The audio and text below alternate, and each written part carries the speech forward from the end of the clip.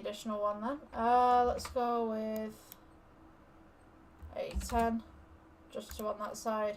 I'm going to go ahead and just turn these lights down just a tad.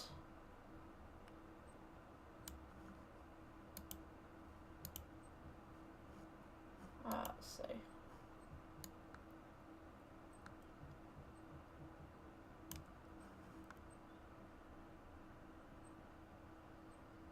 So now the colours on here are kind of holding their own, apart from this light right here.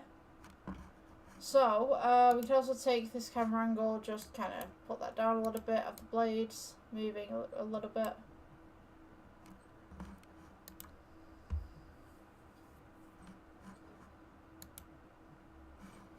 Then this new texture right here, we could have,